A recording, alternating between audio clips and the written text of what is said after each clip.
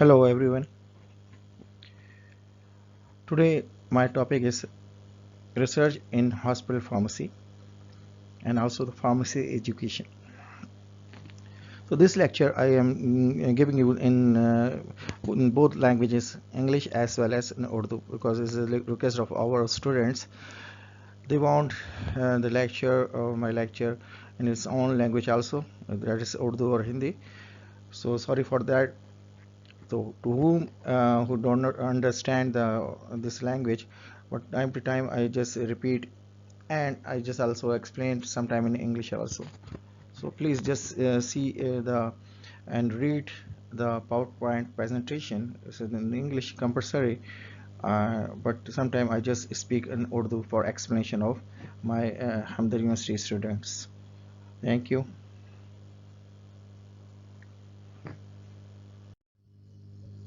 Research in hospital pharmacy.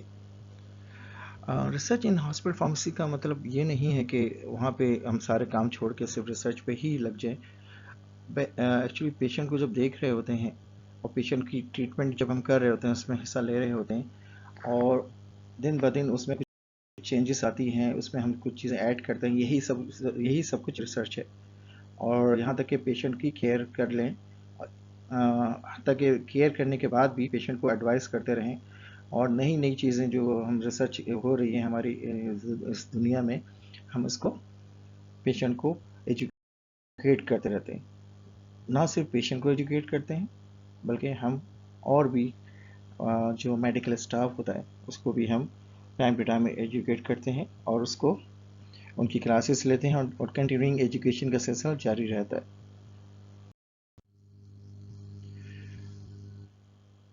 यहाँ पर आप ये देखिएगा कि जब फार्मासिस्ट कोई भी हॉस्पिटल फार्मेसी में काम कर रहा होता है तो उसको कई चीज़ें चाहिए होती हैं। उसकी एबिलिटी उसकी होनी चाहिए, उसकी डिग्री होनी चाहिए और उसकी काम करने की ऐसी सलाहियत होनी चाहिए कि प्रॉब्लम को किस तरह सॉल्व किया जाए, पेशेंट की किस तरह केयर की जाए, पेशेंट सही टाइम पे सही डोज ले, पेशेंट जो है कोई ऐसी ओवरडोज ना ले ले। और इस तरह के एक सिस्टमेटिक वे पे हम सारी जो है चीज़ें चला रहे होते हैं। और जो इन्वेस्टिगेशंस चल रही होती हैं, इन्वेस्टिगेशन से ये नहीं मुराद कि डायग्नोस्ड किया जा रहा है, बल्कि इन्वेस्टिगेशन की सारी चीज़ें हो सकती हैं कि किस में पेशेंट को हम किस तरह से उनको केयर किया जा रहा है, पेशेंट को किस तरह से हम ट्रीट कर रहे हैं। उसको एक सिस्टमेटिक पैटर्न में हम जब हम करते हैं तो हमारी रिसर्च, हमारी ट्रीटमेंट का जो प्लान है वो एक स्मूथ वे में चलता है। और इस सिलसिले में बहुत सी चीज़ें, नई नई चीज़ें भी आ रही होती हैं और नई नई हकीकत भी आशना होती हैं। कभी ये होता है कि एक ड्रग जो है सही तरह काम नहीं कर रही होती है, तो बाद में हमें पता चलता है कि ड्रग नहीं काम कर रही थी या इसका किसी को इंट्रैक्शन पेशेंट के साथ हो रहा है या पेशेंट को साइड इफेक्ट हो रहा था, तो उसी टाइम उसको जब चेंज कर देते हैं तो ये भी हम ये काम करते हैं। जब जैसे जैसे नए फैक्ट आते रहते हैं तो हमें नई नई चीज़ें हम डिस्कवर करते हैं, तो इसलिए हमने इसको सेकंड पॉइंट को रखा हुआ, डिस्कवर न्यू फैक्ट रखा हुआ। Add them to already exciting existing body of information, rich new conclusions. ये पॉइंट्स जो है एक्चुअली मैंने आपको याद दिलाने के लिए रखे हुए हैं, ताकि जब लेक्चर समझे तो कुछ पॉइंट्स तो रखे, पता चले कि लेक्चर किस मौजू पे दिया गया था। तो तमाम की तमाम देखें, कुछ इन्फॉर्मेशन ऐसी होती हैं जो कि हमारे पास ऑलरेडी होती हैं, एग्जिस्ट कर रही होती हैं, तो वो और कुछ होती हैं जो टाइम टू टाइम डेवलप होती है। तो वो तमाम की तमाम जो है जो इन्फॉर्मेशंस हम उसको कलेक्ट करेंगे और वो हम प्रॉब्लम को सॉल्व करेंगे और हमारी रिसर्च को वो कंक्लूड करेगा। तो इस तरह हम जो है नई नई कंक्लूजन की तरफ आगे चलते जाते हैं। अच्छा, इसमें एक बात ये देखिए कि कुछ हॉस्पिटल्स ऐसे होते हैं जो कि इस्टेब्लिश होते हैं और वहाँ का रिसर्च का काम बाकायदा चल रहा होता है। वो इस तरह चल रहा होता है जैसे कि यूनिवर्सिटीज़ में काम चल रहा होता है, किसी भी डिपार्टमेंट में अच्छा काम, रिसर्च का काम चला होता है, तो वो हॉस्पिटल्स भी वो काम कर रहे होते हैं। फॉर एग्जाम्पल्स, अगर कोई केमिकल के बारे में या किसी ड्रग के बारे में चल रहा है तो ड्रग की सारी इन्वेस्टिगेशंस चल रही होती हैं, उसके बाद रिसर्च चल रही होती है, न्यू ड्रग्स की जी ड्रग के बारे में चल रहा होता है, कैसे डेवलप्ड हो रही है, या फिर वो पेशेंट के बारे में कि पेशेंट की ट्रायल पेशेंट के मुतालिक जितनी भी ट्रीटमेंट चल रही है उसके बारे में भी रिसर्च हम कर सकते हैं। वो डेटा रिसर्च भी हो सकती है और वो केमिकल बेस्ड रिसर्च भी हो सकती है। और जो छोटे हॉस्पिटल्स हैं उसमें आमतौर पर ये इस तरह की रिसर्च नहीं होती है, और उसमें जो है पेशेंट्स को सिर्फ ट्रीट किया जाता है, उनको एंटरटेन किया जाता है, और उनको जो मेडिकेशन डिस्पेंस की जाएगी उनको टीच किया जाएगा, एजुकेट किया जाता है। अब डिपार्टमेंट ऑफ हॉस्पिटल से under the direction of the professionals जो हैं वो उसको वही कर सकते हैं, वही इसको रन करते हैं। और लीगली जो कि हम कहते हैं कि लीगली क्वालिफाइड होते हैं, जो फॉर्म डी हैं, 5 साल का जो कोर्स किया हुआ है आप लोगों ने, और साथ में एक लाइसेंस भी होता है, जिसको जो लाइसेंस आप जो है यहाँ की जो गवर्नमेंट जो आपको इशू करती है वो लीगली हम क्वालिफाइड फार्मासिस्ट कहलाते हैं। और कुछ जो है कंट्रीज़ में उसके बाद भी एग्ज़ाम्स होता है, जैसे आप यूएई में, मिडिल ईस्ट में, या यूनाइटेड स्टेट अमेरिका में जाते हैं, यूएसए में जाते हैं, या कनाडा में जाते हैं, वहाँ के अलग अलग एग्ज़ाम्स होते हैं जो कि क्लियर करना ज़रूरी होते हैं। तो जब वो क्लियर करते हैं तो वहाँ के आप क्वालिफाइड फार्मासिस्ट के तौर पर काम कर सकते हैं। तो ये फार्म डी के बाद भी कुछ ये एग्ज़ाम्स होते हैं जो आपको टाइम टू टाइम देना चाहिए। जितना ज़्यादा एक्सपर्ट आदमी इस मेडिसिन में होगा तो आप ये कहिएगा अपनी रिसर्च में और अपने काम में, हॉस्पिटल फार्मेसी में, वो आगे से आगे जाएगा। तो experts in the field of the medicine होनी चाहिए। ये कुछ वो काम है, ये वो सारे काम हैं चूँकि वो जो करते हैं सारे के सारे फार्मासिस्ट उसको करेंगे, और जिसकी एबिलिटी अच्छी होगी काम करने की वो जो है अच्छी रिसर्च कर सकेगा। और क्लिनिकल मेडिकेशन मैनेजमेंट इश्यूज होते हैं कुछ, जैसे कोई मेडिकेशंस जो है सही तरह मैनेज नहीं हो रही, और पेशेंट्स जैसे मैंने अभी जिक्र किया था, तो वो उसको मैनेजमेंट के तौर पे उसको सही देखा जाएगा कि वो मेडिसिन उसमें सही काम कर रही है पेशेंट्स पे, या हमें उसके चेंजेस की ज़रूरत है। कुछ इंडिकेशंस पेशेंट के हम देखते रहते हैं, और अगर पेशेंट की इंडिकेशंस अगर उसके मुताबिक नहीं है, इंडिकेशंस तो वो चीज़ वो अलामतें हैं जो पेशेंट में डेवलप होती हैं, उसके बेस में उसे करेक्ट मेडिकेशन देंगे। करेक्ट डायग्नोस होगा, इंडिकेशंस करेक्ट होंगी, तो उस लिहाज से हम मेडिकेशन को भी सही वे में हम उसको दे सकते हैं, या उसकी डोज को सही दे सकते हैं। तो वो स्पेसिफिक इंडिकेशंस कहलाएंगी। इफेक्टिवनेस ऑफ ट्रीटमेंट रेजिमेंट्स, तो जैसा अभी जिक्र किया था वो है कि जितना ज़्यादा जो ट्रीटमेंट का हमारा तरीका होगा ज़्यादा इफेक्ट करेगा, वो पेशेंट के लिए ज़्यादा अच्छा होगा। और वही वही हमारी रिसर्च, देखें ताल्लुक उसका रखिएगा, रिसर्च का वर्ड जो यूज़ किया जा रहा है, रिसर्च में पेशेंट को केयर करने की कोशिश की जा रही है, और इस सिलसिले में जो चेंजेस आ रही हैं, जो नए नए काम आ रहे हैं, नई डेवलपमेंट हो रही है, वो तमाम की तमाम रिसर्च है। And safety of medications, drug interactions कम से कम हों, और ड्रग ड्रग इंट्रैक्शन होता हो या ड्रग फूड इंट्रैक्शन हो, ड्रग बॉडी इंट्रैक्शन, तमाम क्या क्या इंट्रैक्शन जो है उससे हमारी मेडिकेशन सेफ हो, हम ऐसी कोई मेडिकेशन ना दें जो जो हमें इंट्रैक्शन करें। पेशेंट्स कंप्लाइंस इशू, अब पेशेंट्स जो है उसकी ज़ाहिर है उसका ख्याल रखना तो लाजिम है। अगर पेशेंट चाहता है कि उसको कैप्सूल ना दिया जाए तो हम कोशिश ये करेंगे कैप्सूल ना दिया जाए। पेशेंट सिरप लेने में अगर चाहता है कि वो सिरप उससे पिया नहीं जाता, उसको स्मेल आती है, तो हम कोशिश करेंगे उसकी टैबलेट दे दिए। कुछ कि अगर पेशेंट एडमिट है तो इंजेक्टेबल फॉर्म में इसको दे दिया जाए। और तो ये पेशेंट कंप्लायंस एक बहुत ही अहम इशू है, इसलिए कि जब तक पेशेंट जो है अपना ट्रीटमेंट के लिए सही तरह राज़ी नहीं है तो उसको ज़बरदस्ती के तौर पे तो हम नहीं कर सकते। हम लोग कहते हैं ना कि पेशेंट जो है क्योर जो है जब उसको अच्छी तरह बात कर लें तो वो आधा से ज़्यादा क्योर तो जब ही हो जाता है, और उसके बाद जो है ट्रीटमेंट करते हैं। तो पेशेंट कंप्लायंस जो है इसमें बहुत ही ज़रूरी है। Advancement of pharmacy practice and health care, अब देखिए मैं जैसे बात की थी कि हॉस्पिटल कोई अगर अच्छा है, वहाँ पे रिसर्च की फैसिलिटीज़ हैं, और इन तमाम प्रैक्टिस की अगर चल रही है, फार्मेसी की प्रैक्टिस चल रही है, तो हम पेशेंट की हेल्थ केयर में हिस्सा ले सकते हैं अच्छी तरह। और अगर नहीं तो हमारी रिसर्च कम से कम होगी। तो advancement of pharmacy practice and of health care. Pivotal role of pharmacy, अच्छा pivotal, you don't know the pivotal meaning?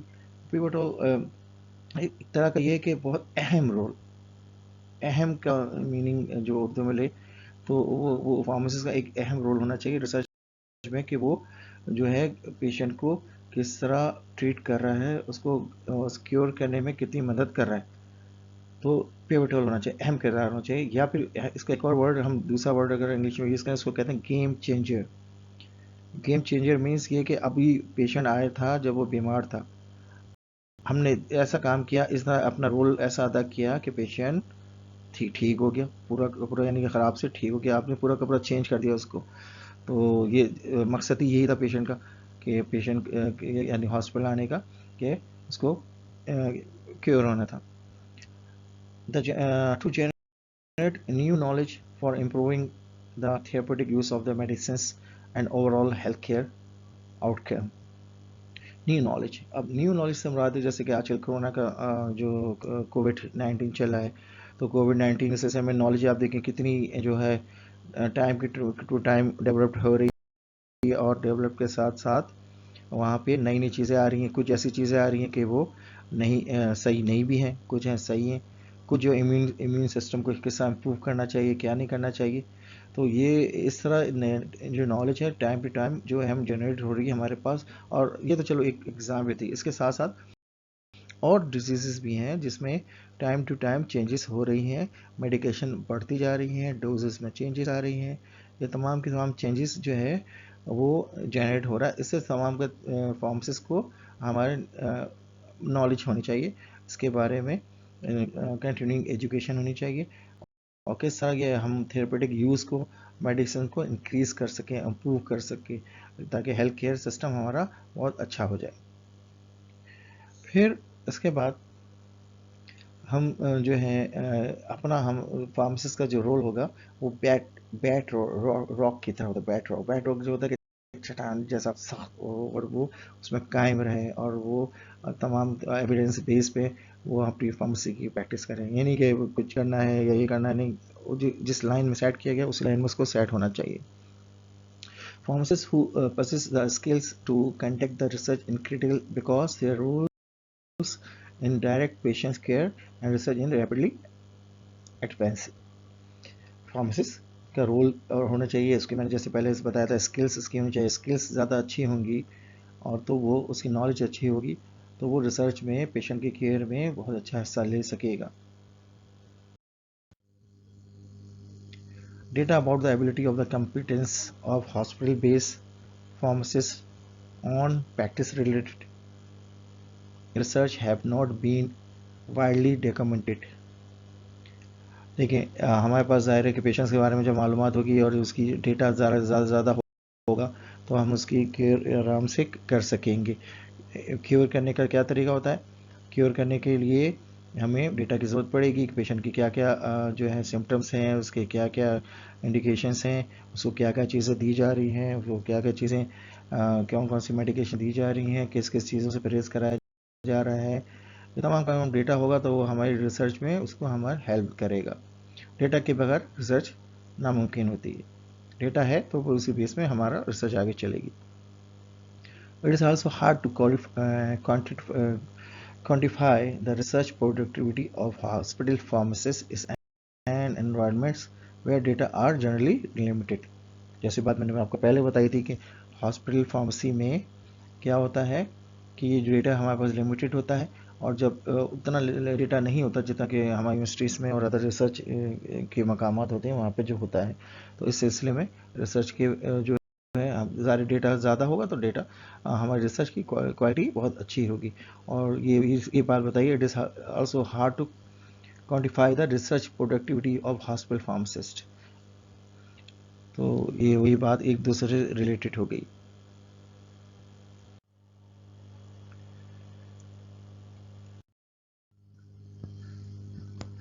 Patient conditions, patients condition. So अब पेशेंट की कंडीशन जो है कैसी है, और पेशेंट किस नौयत का पेशेंट है। पेशेंट कंडीशन ज़ाहिर है, अगर पेशेंट खुदा खासा सीवियर है तो ज़ाहिर है कि वो आईसीयू में एडमिट है, या कार्डियो में है, कहीं इस ऐसी जगहों में है, या कैंसर का पेशेंट है, तो जिससे हम डेटा नहीं डायरेक्ट ले सकते। तो और इस साथ साथ जो है अगर उसकी कंडीशन, यानी उसकी कंडीशन, पेशेंट की कंडीशन जो है हमारे रिसर्च पे एक अहम किरदार अदा करती है। तो बाज़ औक़ात पेशेंट्स जो है, पेशेंट के रिलेटिव्स जो हैं वो इसमें हिस्सा लेते हैं और वो पेशेंट की कंडीशंस को हमें एक्सप्लेन करते हैं। तो पेशेंट की कंडीशन जो है रिसर्च में बहुत अहम किरदार अदा करती है। Disease, combat and infections. Infection किस नौइयत का है, डिजीज़ किस नौइयत की है, ये तमाम बातें जो हैं, अब एक डिजीज़ है, कोई इन्फेक्शंस डिजीज़ है। अब इन्फेक्शन डिजीज़ सारे एंटीबायोटिक इसमें इन्वॉल्व हो जाती है और एंटी जोन ऑफ इनहिबिशंस देखे जाते हैं। तमाम के तमाम जो है एंटीबायोटिक से ट्रायल जो है कैसे किस तरह के हो रहे हैं, कौन सी एंटीबायोटिक्स इसके लिए सूट करती है, ये डिजीज़ किस नौइयत की, ये तमाम बातें जो हैं वो नोट की जाएंगी। रिगार्डिंग टू सिम्टम्स, सिम्टम्स के लिहाज से होता है कि बाज़ औक़ात सिम्टम्स जो हैं किसी पेशेंट्स के कुछ आ रहे हैं, कि एकदम सिम्टम्स चेंज हुए, उन सिम्टम्स में एक सिम्टम जो है, अब सिम्टम्स देखिए, सिम्टम्स के मीनिंग से पहले समझ लीजिए कि सिम्टम को अलामतें, या एक कोई अलामत हो रही है, जैसे कोई अगर किसी को डेंगू है तो डेंगू की अलामतें हैं कि एक फ़ीवर, कितना फ़ीवर हो जाता है, और इतना फीवर है तो ये है, इतना फीवर हो कि मलेरिया है, इसमें सर्दी लग रही है। तो वो सिम्टम्स जो हैं किस तरह से हमारी रिसर्च में, अगर एक सिम्टम को हमने दूसरे सिम्टम से मिला दिया तो ये तो हमारी रिसर्च मिक्सअप हो जाएगी। तो ये सिम्टम बेस जो है रिसर्च को, एक हमें डीप नॉलेज इसके लिए चाहिए, और इसमें एक दूसरे से कंपेयर करेंगे, सिम्टम्स को कंपेयर करेंगे कि कौन सा सिम्टम किस डिजीज़ में होता है, कौन से पेशेंट्स को कौन से सिम्टम जो है आमतौर पर होता है। फिर उसकी जो बात जो है डायग्नोस की टेक्निक्स आ जाती हैं कि वो डायग्नोस किस तरह से किया जाएगा। कुछ डायग्नोस जो हैं हम जो स्टैंडर्ड्स तरीके होते हैं वो देखे जाते हैं, कि रिकॉग्नाइज जो हैं चीज़ें हैं वो देखी जाती हैं। कुछ मशीन्स के ज़रिए, लैब के ज़रिए डायग्नोस किए जाते हैं कोई चीज़ें, इंस्ट्रूमेंट्स होते हैं जिसकी मदद से डायग्नोस किए जाते हैं। तो वो तमाम डायग्नोस की टेक्निक्स होंगी, वो तो अगर उसको फार्मासिस्ट को आएगी तो वो उस रिसर्च में अहम हिस्सा उसको शुमार किया जाएगा, और वो आसानी से उसमें रिसर्च में उसको पाए तकमील तक पहुँचाता है।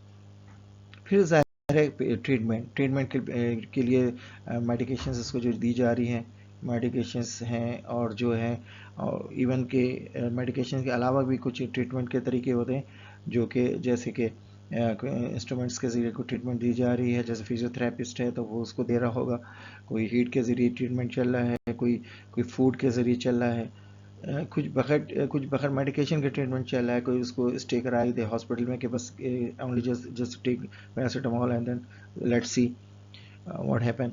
सो ये तमाम की तमाम चीज़ें जो आ जाती हैं। और जैसे कि अब किसी को वायरल इन्फेक्शन हो गया है, तो वायरल इन्फेक्शन के लिए वायरस की टाइप देख ली, कौन सी टाइप है, और वो वायरल जो है आज जैसे आजकल एक वायरल चला हुआ है, तो उस वायरल की ज़ाहिर कोई अभी तक वैक्सीन नहीं है, तो उस वैक्सीन की हम नए डेवलप करने के लिए, नई ईजाद करने के लिए हम इसमें कोई हिस्सा ले सकें, हम उसको पेशेंट्स अगर कोई अगर रिसर्च हो रही है वैक्सीन की तैयारी के लिए तो ठीक है, वरना यूएस में या चाइना में या किसी कंट्री में अगर इसकी वैक्सीन की तैयारी हो रही है तो उसमें हम किसा हिस्सा ले सकें। जैसे कि एक पाकिस्तान में अभी आप लोगों को सुना होगा प्लाज्मा से ट्रीटमेंट का एक चल रहा है, तो वो किस तरह प्लाज्मा बनाएंगे, लेंगे, उसको पेशेंट को देंगे वो प्लाज्मा, और और ये भी हो सकता है कि इम्यून सिस्टम है तो इम्यून सिस्टम किस तरह इंक्रीज करेंगे।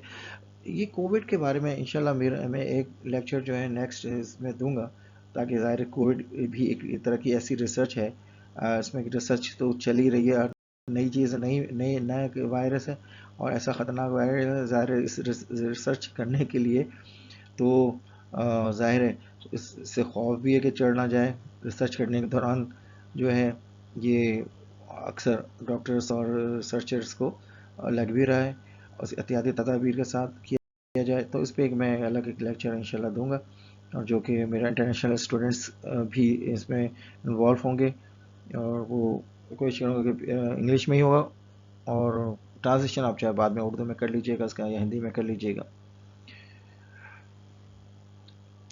कंपैरिजन ट्रीटमेंट का है वो हम देखेंगे, किस तरह का एक दूसरे से कंपेयर करते हैं ट्रीटमेंट को। एक तरीका अगर सपोज एंड ट्यूबरकुलोसिस के एक 3 तरह के हम मेडिकेशंस को दे रहे हैं ट्यूबरकुलोसिस की, और अगर हम वो नहीं दें, हम 3 अदर तरीके की मेडिकेशन अगर हम उसको देते हैं या उनकी डोज चेंज करके अलग करते हैं, तो ऐसी ट्रीटमेंट का तरीका अलग हो गया। इसी तरह का अगर किसी को ट्रीटमेंट जो है किसी अलग एंटीबायोटिक से कर रहे हैं, किसी के अलग एंटीबायोटिक से ट्रीटमेंट कर रहे हैं, तो आपस में फिर हम देखेंगे कौन सा तरीका इस पेशेंट्स के लिए अच्छा हो सकता है, कौन से less side effect and more effective, यानी बहुत इफेक्ट अच्छा हो और साइड इफेक्ट इसका कम से कम हो और चीप भी हो, पेशेंट को बहुत ज़्यादा एक्सपेंसिव भी ना हो पेशेंट के लिए। ये तमाम चीज़ें देखी जाती हैं और इस करा के बना के अपना एक चार्ट बनाते हैं, फिर चार्ट बना के उसको पेशेंट से हम इसको कंपेयर करेंगे कि पेशेंट के लिए जो ज़्यादा फ़ायदेमंद हो और साथ साथ उसको साइड इफ़ेक्ट्स कम से कम हों। Hospital pharmacists are becoming more engaged with research and development, often in collaboration with medical staff and colleagues. जैसे कि मैंने अभी उर्दू में आपको इसको एक्सप्लेन किया कि उसका वो हर जगह इन्वॉल्व होता है, मेडिसिन के पॉइंट ऑफ व्यू से, पेशेंट से डायरेक्ट जो है कांटेक्ट के पॉइंट ऑफ व्यू से भी, और फाइनेंशियली भी हो रहा है, और चेंजेस के लिहाज से भी हो रहा है कि चेंजेस मीन्स के अगर पेशेंट में टाइम टू टाइम इसमें डेवलपमेंट करनी है मेडिकेशन चेंजेस में, या कुछ और जो हम करना चाह रहे हैं, तो उसमें डायरेक्ट इन्वॉल्वमेंट जो है हॉस्पिटल फार्मेसी की सबसे ज़्यादा होती है। Improvement end of quality of exciting existing services existing services तो क्वालिटी हमारी जो जो देखें, एक्सिस्टिंग सर्विसेज से मुराद ये है कि जो हमारे पास सर्विस जो है अवेलेबल हैं, जो अवेलेबल है हॉस्पिटल के अंदर, हम उसी के लिहाज से हम देखेंगे। अगर अवेलेबल है ही नहीं वो सर्विस, तो हम उसको इम्प्रूव कैसे करेंगे? इम्प्रूवमेंट तो हम क्वालिटी की उसी में करेंगे जो हमारे पास अवेलेबल होंगी। तो इम्प्रूवमेंट ऑफ क्वालिटी जो है, तो वो सर्विसेज जो हमारे हॉस्पिटल में मौजूद हैं, तो उस इम्प्रूवमेंट में इम्प्रूव करने के लिए और इम्प्रूवमेंट लाने के लिए जो फॉर्म्स अहम किरदार अदा करेगा। Build the evidence base for developing and commissioning new services. This is actually, this right side is no, I cannot seeing the this word, that's why. So build up the evidence. So हम क्या करेंगे, जो हमारे पास evidence आए हैं, जो हमारे proofed है, जो हमारे पास डेटा है पेशेंट का, हम उसको मज़ीद से मज़ीद बिल्डअप करेंगे, उसमें मज़ीद ये कहते हैं ना निखार लाने के लिए, उस मज़ीद निखार लाने के लिए क्या होगा कि अगर एक डेटा की हम एक शक्ल दी हुई इंफॉर्मेशन की, हम मज़ीद इसमें ऐड करते रहेंगे कॉलम। जैसे कि फॉर एग्ज़ाम्पल हमारे पास पेशेंट्स की दिए हुए हैं कि एक कुछ साइड इफ़ेक्ट दिए हुए थे जैसे पेशेंट्स को हुए थे पहले, हम वो साइड इफ़ेक्ट को हम प्रीवियस साइड इफ़ेक्ट से भी कंपेयर कर लेंगे। हम उसको 3 हिस्सों में डिवाइड कर देंगे प्रीवियस करके, और एक सपोज हम कर देंगे कि मौजूदा हो गए, और एक ये कोई साइड इफ़ेक्ट के चांसेस हो सकते हैं, लेकिन हमने इसको 3 में डिवाइड कर दिया। तो कुछ हम बिल्डअप कोई की भी चीज़ को करें, किसी भी चीज़ को, तो वो हम तमाम जो है हम डेटा को चेंजेस कर सकते हैं। Collecting and sharing this evidence, अब वो जो कलेक्ट करेंगे और शेयर करेंगे, तो collecting and sharing this evidence, पहले तमाम जो एविडेंस होगा, ज़ाहिर है हर कोई भी तरीके का इन्वेस्टिगेशंस का होता है, रिसर्च का होता है, तो उन सारे डेटास को सबसे पहले कलेक्ट किया जाता है, और ज़ाहिर कलेक्ट करने के बाद उसका डेटा बना के फिर शेयरिंग की जाएगी, और फिर उसके मज़ीद डेवलप किया जाता है, और उस एविडेंस को जो है खुद ही अपने पास वो एविडेंस तो एक साथ जमा हो नहीं सकते हैं, उसके लिए जो है एविडेंस को एक दूसरे से शेयरिंग की जाती है। फिर वो शेयरिंग करके वो एविडेंस ना एक ही पेशेंट्स के बारे में होता है कि हमें की पॉइंट उसका पता चल जाती है कि मेरे बेसिक प्रॉब्लम जो है क्या है।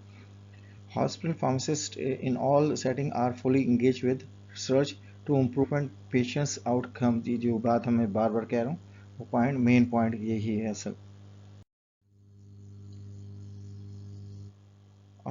Drug evaluated for hospitalized patients. Many drugs are evaluated in the hospital patients before they are marketed. So hospitalize patients जो कि होते हैं, तो बहुत से देखें कुछ हॉस्पिटल के अंदर जो पेशेंट्स अगर होते हैं हमारे, तो उनको जो मेडिकेशन दी जा रही होती हैं, कुछ तो ऐसी मेडिकेशंस होती हैं जो ऑलरेडी मार्केट में होती हैं और जो ऑलरेडी उसके बारे में हमें पता होता है। कुछ रिसर्च जो हो रही है, जो कि बड़े बड़े हॉस्पिटल्स में हो रही होती है, कि जो मेडिसिन पहले जो है हम उसको एनिमल्स पे ट्रायल करते हैं, और अगर वो एनिमल्स या कोई ऐसे कुछ हैं वो चीज़ें, फिर उसके बाद हम जो पेशेंट्स पे आते हैं, वॉल्टियर्स होते हैं, तो हम उसको देखते हैं और वो वॉल्टियर पेशेंट को एडमिट करके, और एडमिट इसलिए किया जाता है कि शायद कोई इसका इफेक्ट अगर हो रहा है तो हम उसको नोट कर सकें कि अगर उसका ब्लड प्रेशर इंक्रीज हो रहा है या कोई साइड इफेक्ट उसके उस मेडिसिन न्यू मेडिसिन की वजह से हो रहे हो, तो हम उसको उसी वक्त उसको सही कर सकें और पेशेंट को नुकसान ना हो सके, क्योंकि वॉलंटियर होता है। तो इस तरह हमारे क्लिनिकल ट्रायल होते हैं, जो कि ऐसी मेडिकेशंस जो कि मार्केट पहले नहीं हुई होती, तो उसको क्या मार्केट होने से पहले ट्रायल किए जाते हैं हॉस्पिटल्स के अंदर। हॉस्पिटल के जो है मार्केट होने के बाद जो पेशेंट को दी जाती है, तो वो तो मेडिकेशंस हमेशा दी जा रही होती हैं, कि वो मेडिकेशंस ऑलरेडी प्रूव्ड हैं, हम उसको दे रहे हैं। फिर हाँ, फिर उसमें हम जो चेंजेस आ रही होती हैं या उसके इफेक्ट आ रहे होते हैं वो हम नोट करते हैं, और उसके लिहाज से फिर हम नई मेडिकेशंस देते हैं, नई डोज देते हैं उसको। For already access drugs hospital pharmacy can do the modifications, जो मैंने अभी बात आपको बोली। Perform clinical trial either to check the effect of the drug. So clinical trial बहुत इंपॉर्टेंट है, इसकी बड़ा टॉपिक है, जो कि आपके एक फॉर्म 603 में आप इसको देखेंगे कि क्लिनिकल ट्रायल पेशेंट को कितने तरह के ट्रायल्स होते हैं, ये भी आप देखेंगे। और ट्रायल्स जो है पेशेंट को इसका हम वो क्यों ट्रायल कराए जाते हैं, कि ताकि इस मेडिसिन की इफेक्ट को हम देख सकें, उस ड्रग किस तरह के परफॉर्म कर रही है। तो हम वो क्लिनिकल ट्रायल करके हम पहले इसको चेक करते हैं, किसी ड्रग के भी क्लिनिकल ट्रायल होते हैं, उसके बाद मार्केट में आती है। अभी क्यों कह रहे हैं कि वैक्सीन में, कि जो कोविड वैक्सीन की अभी तक नहीं आई है, उसको 1 साल लगेगा आने में, क्यों? अभी तो हम एनिमल को ट्रायल कर रहे हैं। एनिमल ट्रायल के बाद सारे जब इंसान को ट्रायल करेंगे तो सारे नुकसान भी है उसका, तो वो नुकसानात को भी देखा जाएगा, सारी चीज़ें देखेंगे। तो वो ट्रायल में कभी कभी बहुत टाइम लगता है, सालों लग जाते हैं, और कभी वो ट्रायल जो है जल्दी भी हो जाते हैं। तो ये ज़ाहिर मेन चीज़ है पेशेंट सेफ्टी और ह्यूमन बीइंग को किस तरह सेव किया जाए, मेन चीज़ है। The clinical evolutions of investigational drugs present many opportunity for hospital pharmacists to participate in the research with other members of organization. So pharmacist जो है अकेला ज़रूरी काम नहीं कर रहा, हो सकता है और उस ऑर्गेनाइजेशन में, उस हॉस्पिटल के अंदर और भी अगर लोग हैं, कोई डॉक्टर्स हैं या नर्स हैं या कोई लैब वाले इन्वॉल्व होना चाहते हैं, तो उनके साथ कोलैबोरेशन के साथ काम किया जाता है, और वो भी इसमें ऑर्गेनाइजेशन को की क्वालिटी को इम्प्रूव करेंगे, और उसकी रिसर्च को इम्प्रूव करेंगे, और पेशेंट को क्योर करने में। मैं फिर बार बार ये बात आपको रिपीट करता जा रहा हूँ कि पेशेंट क्योर मेन चीज़ है, उसको आप उसमें ज़रूर लेंगे। देयर आर मैनी और there are various TDM, therapeutic drug monitoring and clinical pharmacokinetic service established in the hospital. So therapeutic drug monitoring का एक अहम डिपार्टमेंट है। वो डिपार्टमेंट जो है ड्रग्स को देखता रहता है कि कौन सी ड्रग्स पेशेंट में किस तरह काम कर रही हैं। तो उस लिहाज से जो अगर नई ड्रग है तो उसको वो उसका कितना है, उसकी फार्माकोकाइनेटिक्स कितनी है, क्या हम इसको टाइम टू टाइम इसको हम चेक करते रहते हैं।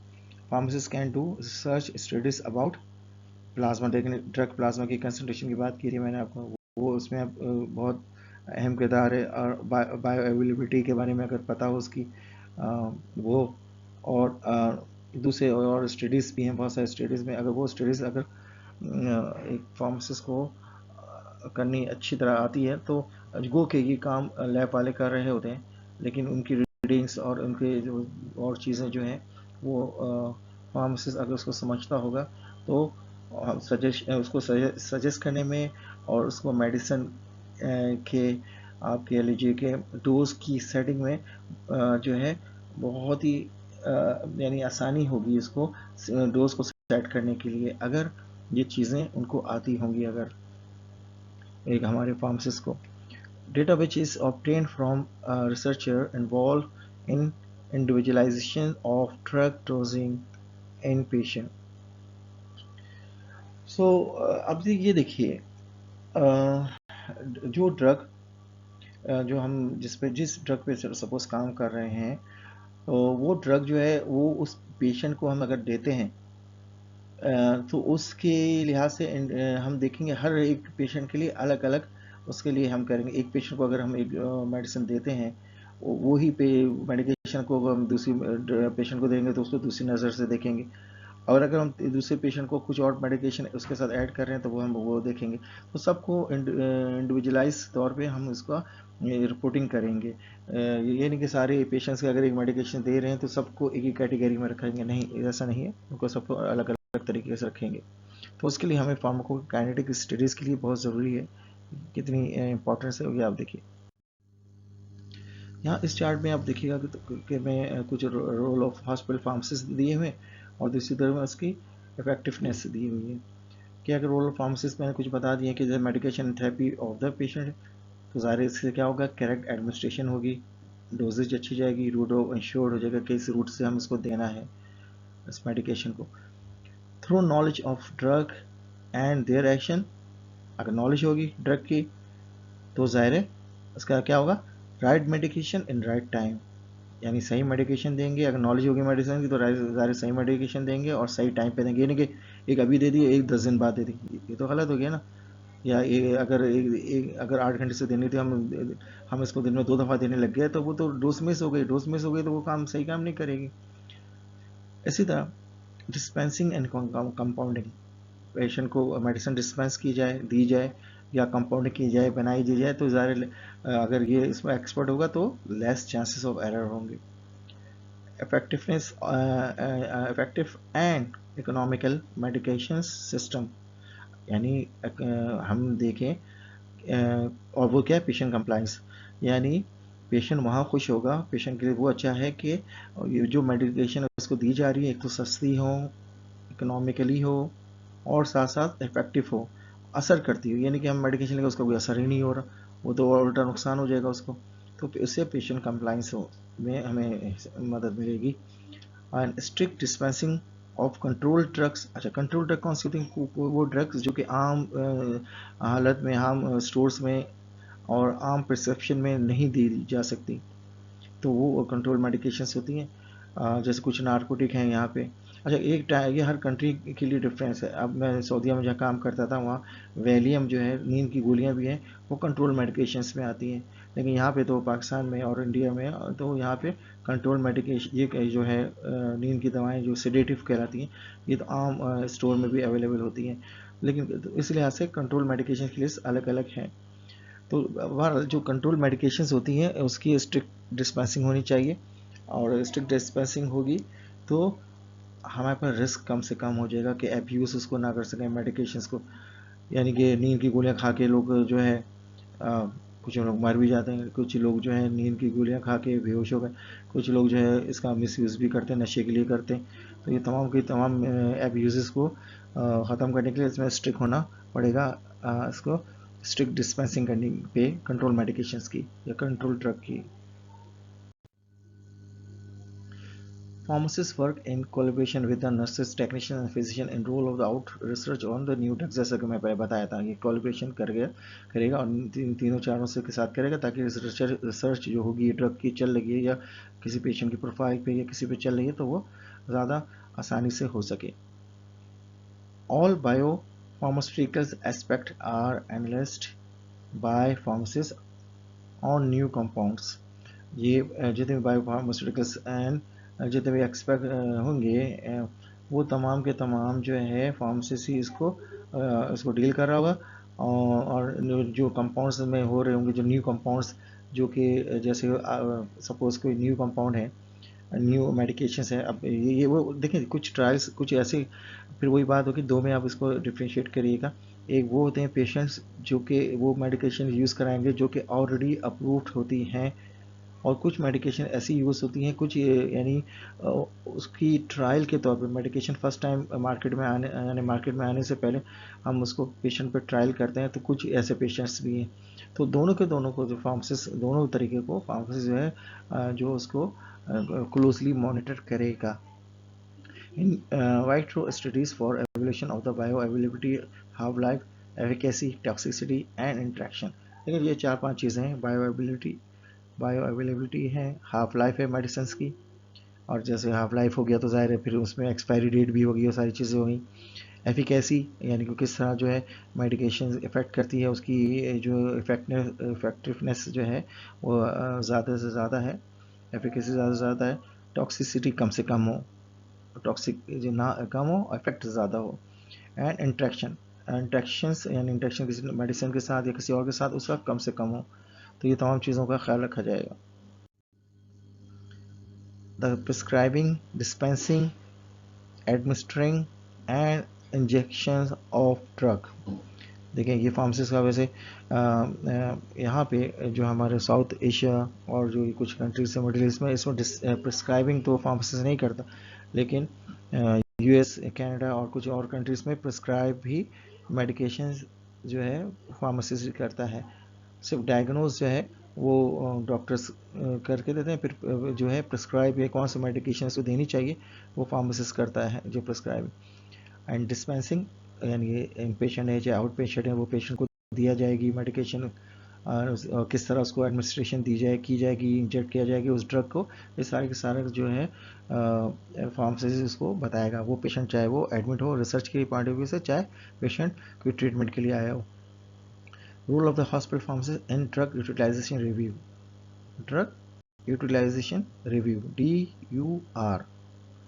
सो ये टॉपिक है, ये आप नेक्स्ट सेमेस्टर में एक पूरा बाकायदा एक चैप्टर है, इसमें आप देखेंगे। लेकिन ये ड्रग यूटिलाइजेशन रिव्यू जो है ऐसी चीज़ है कि फार्मासिस्ट को आना बहुत ही ज़रूरी है, और ये इससे इंट्रैक्शन का और का भी पता चलता है, और मेडिकेशंस की जो यूटिलाइजेशन है वो उसके बारे में सही कॉन्सेप्ट उसका क्लियर हो जाता है। And after taking the data, pharmacist research to determine the benefit, risk, cost, effectiveness, overdose, underdose. Even underdose देखें, ओवरडोज एक होती है कि ज़्यादा, हम आमतौर पर ओवरडोज को बात करते हैं कि ओवरडोज हो गई है खतरनाक। अंडरडोज भी होना वो सही बात नहीं है। अंडरडोज होना एक तो इफेक्ट नहीं करेगा, एफिकेसी नहीं करेगा, और दूसरी बात है अंडरडोज देते रहेंगे तो अगर वो एंटीबायोटिक अंडरडोज दी जा रही है तो एक वक्त आएगा कि ये बैक्टीरिया जो है रेजिस्ट हो जाएगा। तो अंडरडोज होना भी ख़तरनाक होता है ओवरडोज की तरह। ओवरडोज में तो एक चलो केमिकली जो है इन्वॉल्वमेंट हो जाती है, और जो जो बॉडी में कुछ ना कुछ चेंजेस आ जाती हैं और साइड इफेक्ट्स आ जाते हैं, इवन एडवर्स ड्रग रिएक्शंस हो जाते हैं। तो miss use of therapeutics class of the drugs को भी हम मिस यूज़ हो रही है, उसमें भी हम जो है ना वो ना हो, उसमें हम अपना टेक पार्ट करेंगे। अब ये देखिए फार्मेसी एजुकेशन, अब ये सारे एजुकेशन, रिसर्च और एजुकेशन तो एक नाम तो अलग अलग है, लेकिन एजुकेशन जो चलती है तो वही रिसर्च हमारी से कोऑर्डिनेशन चलती है। रिसर्च और यानी एजुकेशन साथ साथ है, कोई एजुकेशन होगी तो रिसर्च होगी, रिसर्च होगी तो एजुकेशन होगी। Pharmacists play a vital role in the healthcare system through the medicines and information they provide. Simple सी थिंग है, सिंपल वर्डिंग थी ये। Pharmacy education in the broad term, pharmacy education in the broad term, which mainly involve the, देखिए broad term में कैसे कह सकते हैं कि फार्मेसी एजुकेशन है क्या चीज़। ब्रॉड टर्म में अगर कहते हैं तो pharmacy education requirement and career and patient education. देखिए पेशेंट को एजुकेशन देंगे वो एक अलग है, और अपनी एजुकेशन जो रिक्वायरमेंट होती है जो कैरियर के लिए होती है वो education. Education of the patient, अब पेशेंट को जो एजुकेशन देंगे, अच्छा वो पेशेंट देखें अब दो हिस्सों में आ गए। एक तो पेशेंट वो जो ओपीडी में आते हैं, सही आते हैं, और ज़ाहिर है वो खुद आते हैं फिजिकली होते हैं या उनके जो रिलेटिव होते हैं, उनको आके उनको एक तो मेडिसिन डिस्पेंस की जाती है, साथ साथ उनको उसके मेडिसिन के बारे में बताएंगे, डोजेज के बारे में बताते हैं, मेडिकेशन के बारे में, उसकी डिजीज़ के बारे में भी अगर वो पूछना चाहते हैं। साइड में हमारे कंसल्ट रूम होते हैं, उसमें जाके हम उनको बताते हैं, हमारे फार्मासिस्ट वहाँ पे अवेलेबल होते हैं। और कुछ इन पेशेंट होते हैं, इन पेशेंट में जो ज़्यादा जो है जो किस तरह से एजुकेट किया जाएगा पेशेंट को। डायरेक्ट अगर नहीं हो सकता, अगर पेशेंट सीरियस है तो डायरेक्ट नहीं हुआ तो उनके रिलेटिव्स हैं तो उनको हम एजुकेट करते हैं। या कुछ कुछ ऐसे वार्ड होते हैं जैसे पेशेंट खुद भी एडमिट होता है लेकिन वो सुनता है, फार्मासिस्ट राउंड पे जब जाता है तो फार्मासिस्ट जो है उनको टीच करता है, और या उनको अगर रिसर्च पे पेशेंट अगर एडमिट है, कहीं न्यू मेडिकेशन की रिसर्च पे अगर पेशेंट एडमिट है तो उनको हम तरीका समझाते हैं कि क्या तरीके से हम आपको क्यों एडमिट किया हुआ, कितने दिन तक एडमिट होंगे, क्या क्या क्या प्रोसीजर में हम आपको मेडिकेशंस देंगे, आपको क्या क्या एहतियातें करनी होंगी। तो डिजीज़ के बारे में एक पेशेंट को एजुकेट किया जाएगा, ड्रग थेरेपी कैसी ली जा रही है, किस तरह को आपको ड्रग को लेना है, कितनी डोजेज लेनी है, किस तरह लेना है, सारा का सारा उसको ये एजुकेशन होती है। लैब एंड डायग्नोसिस टेस्ट, आमतौर पे पाकिस्तान में लैब और डायग्नोसिस का पेशेंट को तो पता नहीं होता, बस ये पता होता है कि नेगेटिव है या पॉजिटिव है, लेकिन वो लैब की वैल्यूज़ हैं, ये डायग्नोस है, जो जो पेशेंट के लिहाज से इंपॉर्टेंट होगा वो हम उसको बताते हैं। ड्रग इन्फॉर्मेशन के बारे में, अगर एक ड्रग ले रहा है तो वो ड्रग कौन सी ड्रग है, किस काम आती है, क्या है उससे साइड इफेक्ट क्या क्या हो सकते हैं उससे, वो तमाम के तमाम जो है हम पेशेंट को बताते हैं। कभी कभी पेशेंट खुद से पूछेंगे ड्रग इन्फॉर्मेशन के बारे में, ये भी होता है। Therapeutic planning, physical assessment, patient monitoring, communications, देखें ये फार्मासिस्ट की नॉलेज एंड स्किल्स हैं जो पेशेंट केयर के लिए बहुत ही ज़रूरी हैं, ये तमाम की तमाम चीज़ें।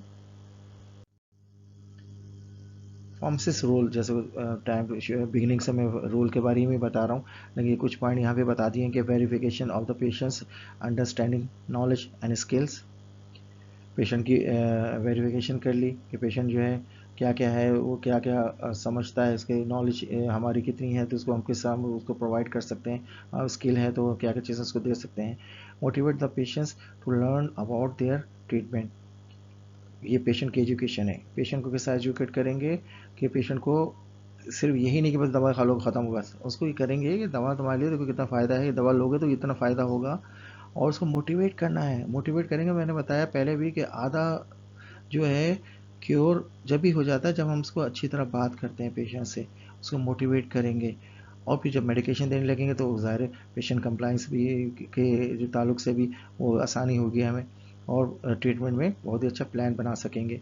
एंड फार्मासिस्ट में also have disease management role and responsibilities, तो ज़ाहिर पेशेंट भी ज़ाहिर कोऑपरेट करेगा, तो पेशेंट का भी एक रोल एक तरह का हो गया कि पेशेंट जो है थेरेपी में हमें मदद करेगा, और पेशेंट को किस तरह के एक्टिव तौर पे इस ट्रीटमेंट में हमने उसको हिस्सा दिलाना है, वो ज़रूर हमें अपनी एडवाइस करके उसको देना होगा।